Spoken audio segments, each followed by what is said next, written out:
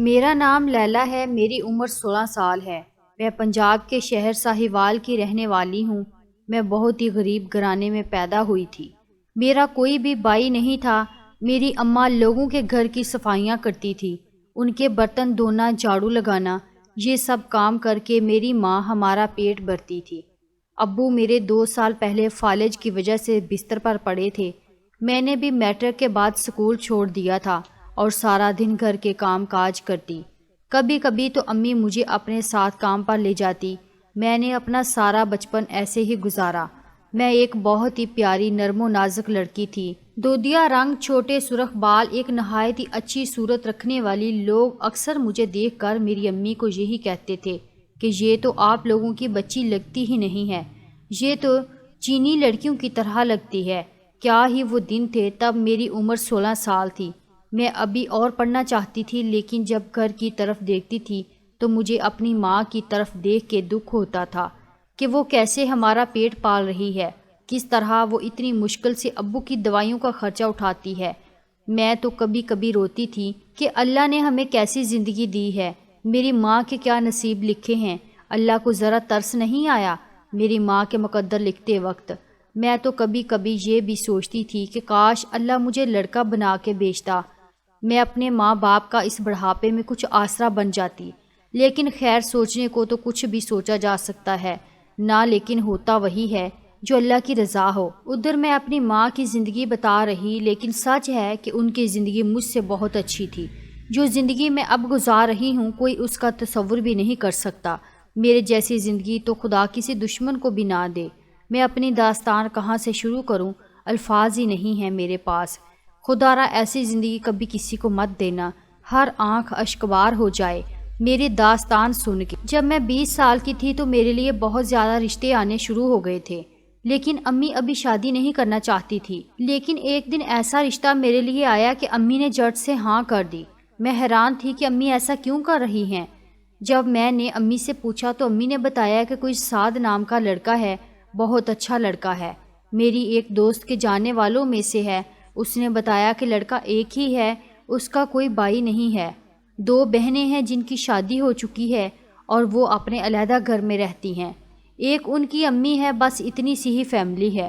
اگر تمہاری ادھر شادی ہو جائے تو مجھے امید ہے کہ تم بہت خوش رہو گی۔ اچھے لوگ ہیں، دیکھے بالے ہیں، مجھے تو اچھے لگتے ہیں، باقی تم بتا دو تمہارا کیا خیال ہے۔ میں ابھی سن کے خوش ہو گئی کہ شاید میری قسمت بدلنے والی کوئی آ گیا ہے۔ ان لوگوں نے بولا کہ ہم لوگ سادگی سے نکاح کر کے اپنا بچی کو لے جائیں گے اور آپ لوگ جہیز وغیرہ کی ٹینشن مت لیجئے گا، ہمارے گھر میں اللہ کا دیا ہوا سب کچھ ہے، شکر ہے، اس کی ہر نعمت موجود ہے۔ میری امی ابو اس بات سے بہت خوش ہوئے کہ شکر ہے ان لوگوں نے جہیز نہیں مانگا، اگر مانگ لیتے تو ہم کدھر جاتے، کہاں سے پورا کرتے۔ خیر، اس بات پر تو میں خود بھی بہت راضی تھی۔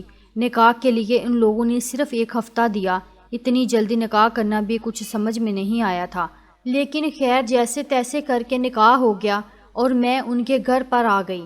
گھر خوبصورت تھا، 3 منزلہ گھر، ماربل لگا ہوا تھا۔ میں دیکھ کر ایک لمحے کے لیے تو حیرت میں آ گئی تھی۔ جب اپنے کمرے میں آئی تو وہ بھی اچھا سجایا ہوا تھا۔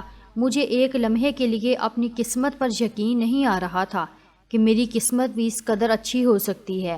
سعد بہت اچھے انسان تھے اور سب سے بڑی بات میری ساس بہت اچھی تھی، مجھ سے بہت زیادہ پیار کرتی تھی۔ شادی کو اتنی دیر ہو چکی، آج تک میری ساس ہی میرے سارے کام کر کے دیتی تھی۔ میں بہت خوش تھی کہ شوہر تو اچھے ملے ہی ہیں، مگر ساس بھی بہت اچھی ملی۔ جتنی ان لوگوں کی تعریفیں سنی تھی وہ تو بہت ہی کم تھی، یہ لوگ تو بہت زیادہ اچھے تھے۔ میں بہت خوش تھی، لیکن ایک بات میری ساس کی بہت عجیب تھی۔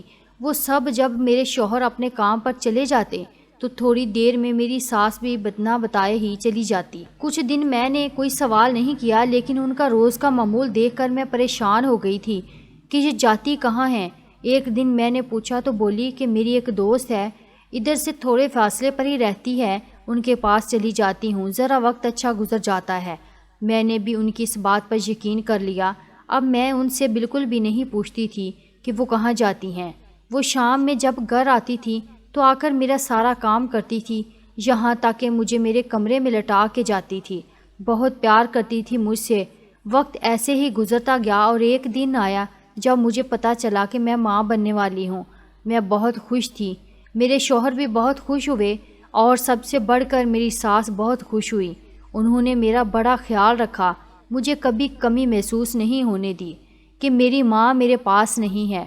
میری ماں سے بڑھ کر وہ مجھ سے پیار کرتی تھی، میرا سارا کام خود کرتی تھی، اور تو وہ مجھے رات میں کھانا کھلا کے، دودھ کا گلاس بھر کے پلا کے پھر پاس بیٹھ جاتی تھی۔ جب تک میں سو نہیں جاتی تھی وہ بیٹھی رہتی تھی، سر میں ہاتھ پھیرتی رہتی تھی۔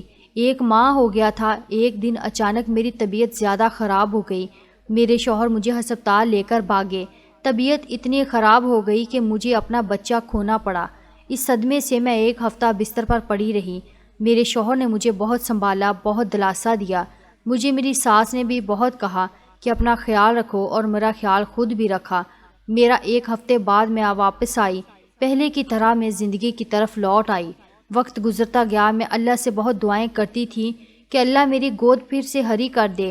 میرے شوہر بھی مجھے بہت دلاسا دیتے تھے کہ اللہ کی رحمت سے نا امید نہیں ہوتے، اور ایک بار پھر اللہ نے میری دعا سن لی۔ ایک بار پھر میں حاملہ ہو گئی۔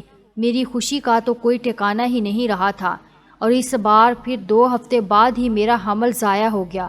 لیکن حیران کن بات یہ تھی کہ میرے شوہر اور میری ساس کے رویے میں ذرا بھی تبدیلی نہیں آئی۔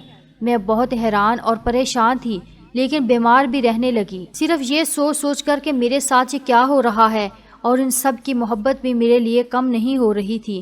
3-4 بار میں حاملہ ہو رہی تھی، لیکن ایسے ہی میرا حمل ہر دفعہ ضائع ہو جاتا تھا۔ میں اب ذہنی طور پر بیمار ہو چکی تھی، اتنی طبیعت ہر وقت خراب رہتی کہ کچھ سمجھ میں نہیں آتا کہ میرے ساتھ یہ کیا ہو رہا ہے۔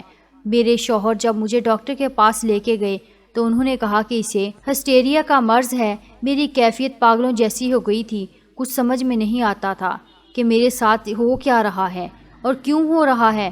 میری ساتھ میرا بہت خیال رکھتی تھی۔ اس دوران میرے ابو بھی اس دنیا سے چلے گئے، اب میری امی اکیلی پڑ گئی تھی۔ سب کچھ عجیب سا ہو گیا تھا، یہ دنیا خالی خالی لگنے لگی تھی۔ ایسا لگتا تھا کہ جتنی تیزی سے یہ خوشی کی لہر میری زندگی میں آئی تھی، اتنی ہی تیزی سے ہی میری زندگی سے جا رہی ہے۔ لیکن پھر ایک دن میری زندگی میں ایسا آیا جس نے میری روح کو چیر کر رکھ دیا۔ وہ دن میرے لیے قیامت سے کم تکلیف دہ نہیں تھا۔ اس دن میری آنکھوں سے سب پٹیاں اتر گئی، جیسے میں نے اپنے شوہر کو اپنی ساس سے باتیں کرتے سنا۔ میری آنکھیں اور کان ان لمحات کو دیکھنے اور سننے کے قابل نہیں ہو رہے تھے۔ ہوا کچھ یوں تھا کہ میری ساس روز کی طرح مجھے سلا کے چلی گئی تھی۔ میرے شوہر کام سے کچھ دیر سے ہی گھر آئے تھے، اور میری ساس ان کو کھانا وغیرہ خود ہی دیا کرتی تھی۔ شادی کے پہلے دن سے آج تک یہی معمول تھا۔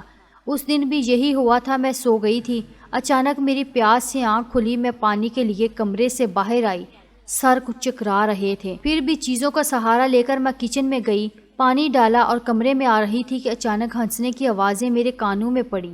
آوازیں میری ساس کے کمرے سے آ رہی تھی۔ میں کمرے کے پاس گئی اور کچھ سننا چاہا تو کمرے سے میرے شوہر کے بھی ہنسنے کی آوازیں آ رہی تھی۔ میں نے غور کیا تو یہی سنا کہ ہاجرہ میری ساس کا نام۔ آہستہ بولو، لیلا اٹھ نہ جائے، تو آگے سے ہاجرہ کہتی ہے وہ نہیں اٹھنے والی۔ میں نے نیند کی گولی دے کر اسے سلایا ہے، وہ صبح تک نہیں اٹھے گی۔ یہ سن کر دونوں پھر زور سے کہہ کے لگانے لگے۔ میں اتنی بات سنتے ہی گرنے والی تھی۔ مجھے اپنے کانوں پر یقین نہیں آ رہا تھا کہ آج تک میں نیند کی گولیاں کھاتی رہی ہوں، تب ہی مجھے صبح سے پہلے ہوش نہیں آتا۔ میں صدمے میں تھی کہ یہ لوگ میرے ساتھ کیا کر رہے ہیں۔ میں نے ان کی مزید باتیں سننے کی کوشش کی، لیکن سن نہیں پائی۔ اگلے دن میں نارمل اٹھی اور لوگوں کو شک نہ ہونے دیا کہ مجھے ان پر شک ہونے لگا ہے۔ دن ایسے ہی گزر گیا، رات آ گئی۔ میری ساس دوائی لے کے میرے کمرے میں آئی۔ میں نے ان کا دھیان ہٹتے ہی گولی چھپا دی اور ان کو محسوس کروایا کہ میں کھا چکی ہوں، اور میں جلدی سے لیٹ گئی۔ تھوڑی دیر میں میری ساس اٹھ کر اپنے کمرے میں چلی گئی۔ جیسے ہی میرے شوہر آئے وہ سیدھا ان کے کمرے میں چلے گئے۔ تھوڑی دیر بعد پھر سے ان لوگوں کی ہنسنے کی آوازیں آنے لگ پڑی۔ میں آہستہ سے اٹھی اور ان کے کمرے کے باہر کان لگا کر ان کی باتیں سننے لگی۔ آج جو میں نے سنا کاش وہ کبھی نہ سنتی۔ میرے شوہر میری ساس یعنی ہاجرہ سے یہ باتیں کر رہے تھے کہ ہاجرہ مجھے لگتا ہے یہ عورت بھی بچہ پیدا نہیں کر سکے گی، کیا فائدہ ہوا مجھے دوسری شادی کرنے کا، تم سے اولاد نہیں ہو سکتی تھی اسی لیے اس سے شادی کی تھی، لیکن یہ بھی اب کبھی ماں نہیں بن سکتی۔ اب میں کیا کروں گا؟ مجھے بچہ چاہیے اور ہر حال میں چاہیے۔ ہاجرہ بولی، ہاں میں اپنے شوہر کی ایک اور اس سے بھی بڑی پیاری لڑکی سے شادی کرواؤں گی، دیکھنا وہ آپ کو بچہ دے گی۔ سعد بولے، اس کا کیا کریں؟ یہ ایسے ہی مر جائے گی۔ تو اس بات پر دونوں ہنس پڑے۔ یہ سب سننے کے بعد میرے تو پاؤں کے نیچے سے زمین ہی نکل گئی۔ میں نے تو کبھی ایسا سوچا بھی نہیں تھا کہ جس عورت کو میں اپنی ماں کا درجہ دے رہی ہوں وہ تو میرے شوہر کی پہلی بیوی ہے۔ یہ سب میرے ساتھ کیا ہو رہا تھا کچھ پتہ نہیں چل رہا تھا۔ میں جلدی سے اپنے کمرے میں بھاگ گئی اور کمرے کی کنڈی لگا کر رونے لگ پڑی۔ میرے ساتھ ایسا کیوں ہوا ہے؟ میں نے ایسا کیا کیا تھا جس کی یہ سزا ملی؟ خود پہ اب غصہ آ رہا تھا۔ سجدے میں گر پڑی، اللہ کے سامنے روئی۔ اب میں اپنی موت کو بہت قریب دیکھ رہی تھی۔ دل میں خیال آیا کہ صبح سعد کے کام پر جانے کے بعد ہاجرہ سے ایک بار پوچھوں گی کہ ان لوگوں نے میرے ساتھ ایسا کیوں کیا۔ زندگی تو اب میری ختم ہی ہے، ایک بار ان سے جواب ضرور لوں گی۔ روتے روتے کب آنکھ لگ گئی پتہ ہی نہیں چلا۔ صبح جب میری آنکھ کھلی تو سعد کام پہ جا چکے تھے۔ میں اٹھتی اور سیدھی ہاجرہ کے کمرے میں چلی گئی۔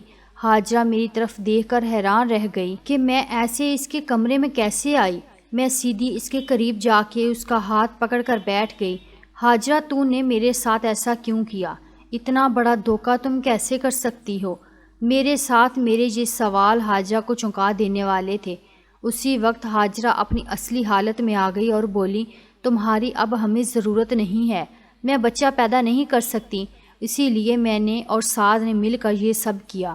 لیکن میں یہ بھی نہیں چاہتی کہ سعد کی کبھی بھی اولاد ہو میرے علاوہ، اسی لیے میں تمہارے بچے بھی مارتی رہی اور تمہیں ایسی دوائیاں دیتی رہی جس سے اب تم اندر سے بالکل خالی ہو گئی ہو۔ بہت جلد اب تم اوپر پہنچ جاؤ گی۔ دودھ میں تم کو دوائی ملا کے دیتی تھی، دیکھو کیسا حال کر دیا ہے۔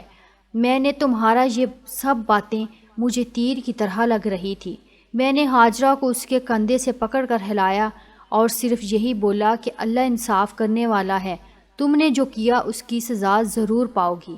میں تمہیں اب کچھ بھی نہیں کہوں گی، اللہ مجھے انصاف دے گا اور تمہیں اس کی ضرور سزا دے گا۔ میں وہ گھر چھوڑ کر آ گئی اپنی ماں کے پاس۔ تھوڑے دنوں کے بعد خبر آئی کہ دونوں کی کار ایک ٹرک میں لگی اور وہ دونوں ہی وہیں مر گئے۔ اللہ کی لاٹھی بے آواز ہے۔